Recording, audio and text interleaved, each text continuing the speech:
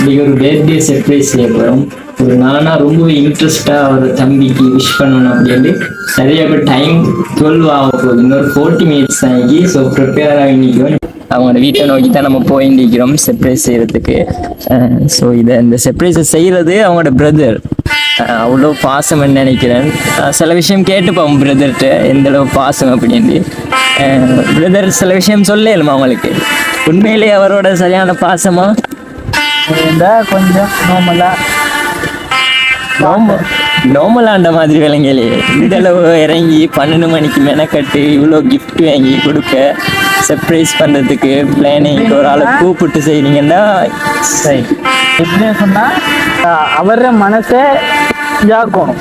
அதுக்காக தான் இந்த அளவு விளங்கிட்டேன். நான் செஞ்சேண்டி அவர் இந்த சர்வீஸ்னானவா இவ்வளோ செஞ்சாரு அப்படின்னு அவர் கொஞ்சம் இதாகும்.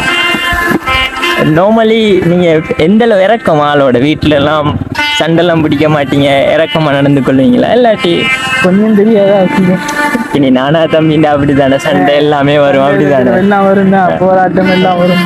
அதையும் தாண்டி வர இறக்கம் அப்படியா?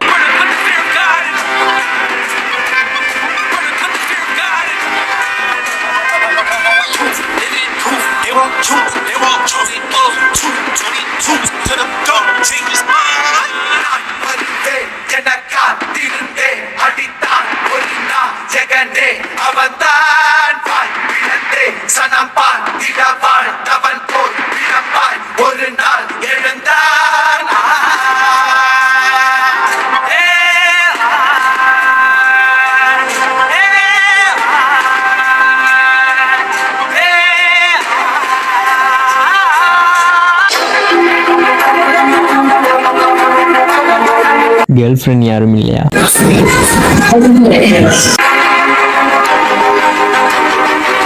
இவ்வளோ டெடிகேஷன் செஞ்சு சரியாக 12க்கு உங்களுக்கு விஷ் பண்ணிக்கிறாங்கன்னா மேபி உங்களுக்கு கேர்ள் ஃப்ரெண்ட் இருக்கலாம்.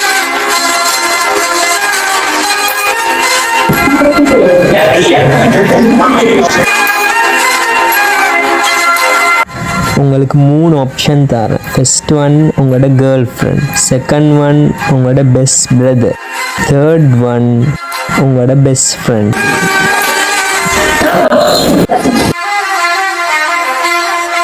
அவனுக்கு அண்ணன் தம்பிடா, அடிச்சுக்குவானுங்க பிடிச்சுக்குவானுங்க, அடுத்த ஆள் கை வச்சா விடவே மாட்டாங்க, மோசமானவனுங்க.